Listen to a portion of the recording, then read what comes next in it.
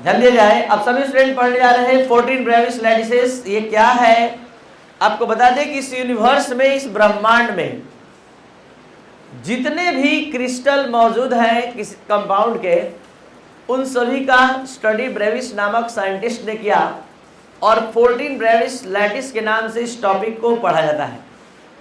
आपको बता दें कि आप लोग classification of unit cell on the basis of position of atom पढ़े, दो प्रकार का, प्रिमिटिव, नॉन प्रिमिटिव। फिर उसके बाद स्टडी ऑफ क्रिस्टल सिस्टम में पढ़े कि देयर आर 7 क्रिस्टल सिस्टम, ठीक है, क्यूबिक, टेट्रागोनल, ऑर्थोरॉम्बिक, रोम्बोहेड्रल, मोनोक्लिक, ट्राइक्लिक, ये सब। तो कहने का मतलब ये है कि ये जो क्लासिफिकेशन था 7 क्रिस्टल सिस्टम, इसका मूल आधार, मूल कॉन्सेप्ट इंटरफेसियल एंगल और एज लेंथ था। इसके पहले वाला पोजीशन ऑफ कंस्टिट्यूएंट पार्टिकल और एटम था। अगर सबको एक में मिला दिया जाए, यानी क्लासिफिकेशन ऑफ यूनिट सेल और crystal system on the basis of position of constituent particle, edge length and interfacial angle, सबको मूल आधार मान लिया जाए, तो इस यूनिवर्स में 14 टाइप के क्रिस्टल मौजूद हैं, जो ब्रेविस नामक साइंटिस्ट के द्वारा पहली बार बताया गया। तो यहाँ पर आपको बता दें, एक नज़र में देख लीजिए, यही 14 ब्रेविस लैटिसेस है। अब हम इसको पार्टिकुलर समझा रहे हैं एक एक करके, ध्यान दिया जाए। पहला स्टार्ट हो रहा है आपके सामने क्यूबिक। आज तक जानते थे क्यूबिक होता है जिसके सारे इंटरफेसियल एंगल इक्वल होते हैं, सारे एज लेंथ सेम होते हैं, मतलब इंटरफेसियल एंगल 90 डिग्री का होता है और एज लेंथ भी सभी एक दूसरे के बराबर होते हैं। बोर्ड पर ध्यान दीजिएगा। तो क्यूबिक जान रहे थे। अब क्यूबिक के नाम के आगे एक छोटा सा वर्ड जोड़ रहे हैं जिसका समझने का क्षमता आप में पहले से हम विकसित कर चुके हैं। क्यूबिक के नाम के आगे जोड़ दिया हम सिंपल क्यूबिक। तो आपका माइंड ये समझने के लिए तैयार होगा कि पार्टिकल जो होंगे, कंस्टिट्यूएंट पार्टिकल, वो केवल कॉर्नर पर होंगे। अगर क्यूबिक के नाम के आगे हम जोड़ दे बॉडी सेंटर्ड क्यूबिक, तो आप ये समझने के लिए तैयार हो गए कि एटम कॉर्नर के अलावा बॉडी में होगा। और हम क्यूबिक के नाम के आगे फेस सेंटर्ड जोड़ दे तो आप समझ जाएंगे कि कॉर्नर के अलावा पार्टिकल कहाँ होगा, फेस पर। इसमें लैटिस पॉइंट 8 होगा, इसमें 9 होगा और इसमें 14। बोर्ड पर ध्यान दिया जाए। तो 14 कैसे, 8 कॉर्नर पर और 6 फेस पर।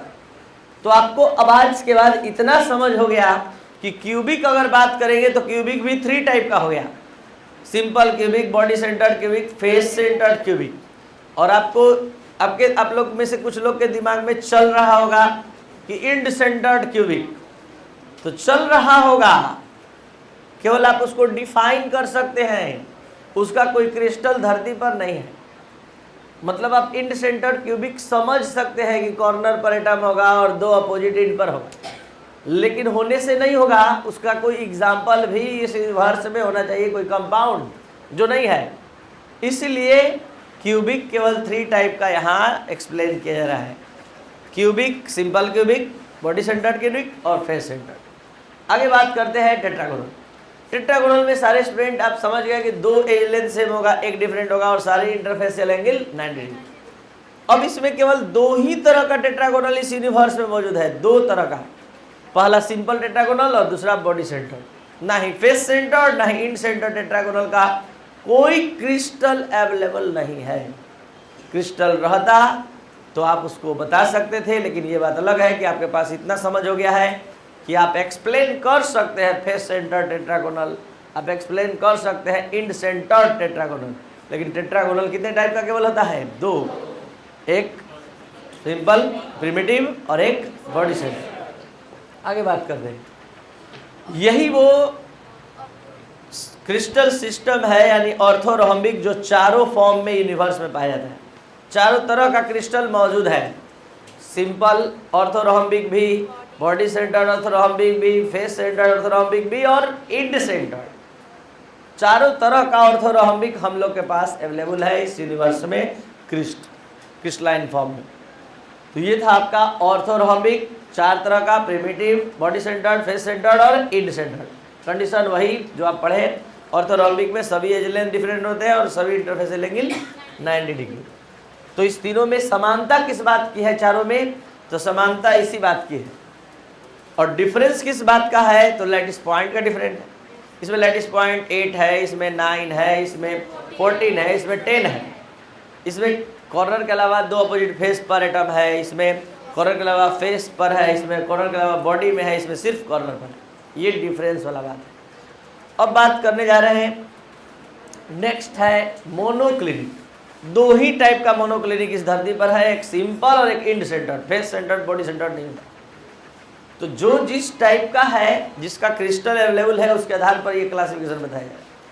और इसके आधार पर अभी देखिए हम लोग क्यूबिक में 3 पढ़े, टेट्रागोनल में 2 पढ़े और ऑर्थोरोम्बिक में 3 पढ़ लिए। तो 3 और 2 4 बल्कि, तो 3 और 2 5 और 5 4 9 और 9 और 2 क्या हो गया 11 क्रिस्टल सिस्टम यही हो गया। तो मोनोक्लिनिक में 2 तरह का, प्रिमिटिव और इंड सेंटर्ड मोनोक्लिनिक। इसके बाद हम बात करते हैं हेक्सागोनल। तो हेक्सागोनल भी केवल एक टाइप का सिंपल हेक्सागोनल कॉर्नर पर केवल मिलेगा। उसके बाद बात करते हैं रोम्बोहेड्रल, ये भी सिर्फ सिंपल रोम्बोहेड्रल, कोई दूसरे तरह का नहीं। और उसके बाद लास्ट ट्राइक्लिनिक, ये भी सिंपल ट्राइक्लिनिक। तो ये हो गया 1, ये हो गया 2, ये हो गया 3, ठीक है, ये हो गया 3 और 2 5, 5 4 9, 9 और 2 11 और 11 3 14, 14 ब्रेविस लैटिस के नाम से आपने ये टॉपिक पढ़ा। एक अब साइट में एक नज़र में देख लीजिए कि ये है 14 ब्रेविस लैटिसेस, जिसमें ऑर्थोरोम्बिक केवल 4 फॉर्म लाया है, मोनोक्लिनिक 1, हेक्सागोनल 1, मोनोक्लिनिक बल्कि 2, एक इंड सेंटर्ड भी है, हेक्सागोनल, रोम्बोहेड्रल और ट्राइक्लिनिक केवल एक है। तो ये है आपका आज का क्लास, जिसमें आपने 14 ब्रेविस लैटिस के बारे में स्टडी किया। ये सारे मॉडल हैं 14 ब्रेविस लैटिसेस के, जो आप डिफरेंट कलर में देख सकते हैं। तो ये था। अब हम लोग यहाँ से डिटेल स्टडी स्टार्ट करने जा रहे हैं इस सॉलिड स्टेट का। नेक्स्ट टॉपिक आने जा रहा है calculation of density of unit cell. अलग अलग टाइप के यूनिट सेल में हम लोग के पास यूनिट सेल कितने तरह का है? सिंपल क्यूबिक है, फेस सेंटर्ड है, बॉडी सेंटर्ड है, इंड सेंटर्ड। इस चारों तरह के यूनिट सेल का क्या डेंसिटी होना चाहिए? डेंसिटी का क्या फॉर्मूला होता है? मास। तो हम यूनिट सेल का मास निकालने का प्रयास करेंगे, हम यूनिट सेल का वॉल्यूम निकालने का प्रयास करेंगे, दोनों का रेशियो लगा देंगे, आ जाएगा डेंसिटी। लेकिन इतना आसान नहीं है जितना बोलना। सबसे पहले हम लोग यूनिट सेल का मास निकालने चलेंगे तो पता चला कि एटम कहाँ का है, कितना है, कौन से मॉडल का है। सबसे ज़्यादा मेहनत मतलब मास निकालने में, जो हम लोग अभी आगे टाइम बचने पर इसको आगे करेंगे। फिलहाल इसको कंप्लीट करना है, यही लक्ष्य है। कल का क्लास